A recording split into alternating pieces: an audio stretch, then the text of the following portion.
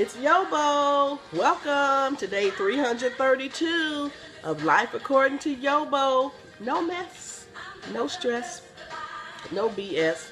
I'll tell you where to get my books and stuff at the end of the video. But for now, we're going to get back into this story. Because, honey, I'm at the good part. If I can just pause the Clark sisters. Yesterday's message, I brought you up to the trial. Pretty boys on the stand. I know Rachel felt like a fool. Here you are. You done murdered somebody. Murdered. Now you're on trial for first-degree murder. Why is it first-degree murder? Listen to yesterday's message, because she was calling the girl and threatening her. I'm going to effing murder you. I'm going to effing kill you, you fat bee. But the problem was, Rachel didn't delete the messages. Now, Sarah is on trial. Sarah said she left me those kind of messages too. Oh, okay. Can you produce them? Well, oh, no, I had a disposable phone and I don't have a phone anymore. Alrighty. Now we got the dude they fighting over on the witness stand. He said neither one of them was his girlfriend. Both of them were friends with benefits. Like I say, I know old Rachel felt like a fool, because I know I would have sat there. Here she done fought over this man. And he gonna get up in front of the whole world, because it was on court TV, and tell everybody they were friends with benefits. Now that right there, that's a hot mess. But I'm about to tell the story. Oh, I left out one important part. Okay, I told you all about that. Sarah's daddy received the phone, played back the message, and okay, all those threatening messages there from 5 to 9 months earlier. So, as I say, Rachel was trying to explain that we both sent those threatening messages, but her service provider had gone out of business, and as the prosecution said, we got a dead body in the street. They played the messages for the jury and for the whole courtroom. So when you saying, well, I didn't mean it, she said, I didn't mean it, I didn't mean it. Okay, you said it. You didn't mean it. There's a dead body in the street. I'm still talking about women fighting over men. Forget Rachel and Sarah. This is about you. This is why you got to replace him. Go about your business. Both sets of parents want to blame Pretty Boy. I haven't read this, okay, since I typed it, so let me, okay. But both Sarah and Rachel, they knew that he was seeing another woman. What? And they knew that he had, the other woman was pregnant with his child. Shut up. So while these two fighting over him, he laying up with the third woman and they both knew it. Shut up, Yobo. There's so much of this story which I don't have the space to tell. Okay, Yobo, but just do a search for Rachel Wade. You can pick any article you find and then scroll down to the comments. And most of the comments were written by the family of Rachel and Sarah. Now, when I read through these comments,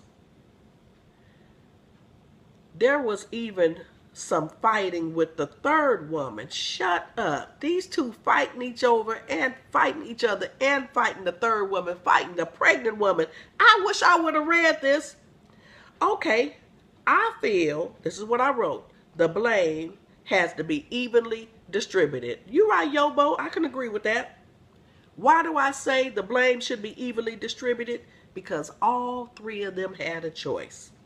And they made a choice to chase him and not replace him. Yobo, you the boss. Excuse me, Yobo, you girl, you is the boss.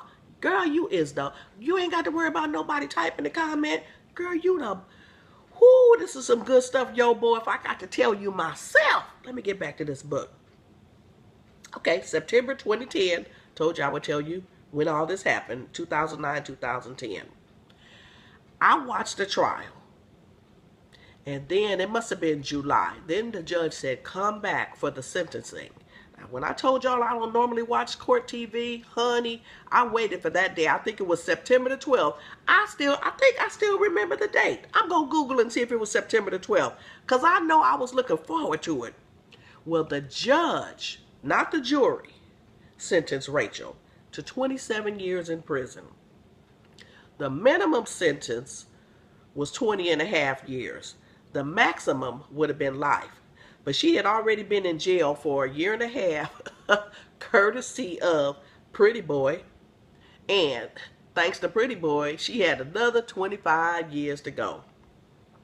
While I'm minding my business at home one day, here come a documentary about these two rivals fighting over Pretty Boy. And I had a chance to see Rachel, this time from the prison. When I tell y'all hindsight is 20/20, you better believe it. She said she ain't heard nothing from Pretty Boy since she been sentenced. Surprise, surprise. Two young lives, Rachel and Sarah. So full of promise, only to end up with one of them in the grave and another one in a cage. Pretty Boy can no longer chase them. But I will be willing to bet you 50 cents that Pretty Boy has shown enough replaced them. Woo! Lord have mercy. This mess is funny to me. Because like I say, it's all their fault. Well, y'all come back tomorrow for day 333 of Life According to YoBo. We got a little bit more to go in this chapter. Okay? All right. Oh, I got another story about some silly women. Y'all come back tomorrow. Life According to YoBo. My books are at yoboproductions.com. My videos are on YouTube, Facebook, and Twitter. Better learn from YoBo. She's trying to help you. Bye-bye.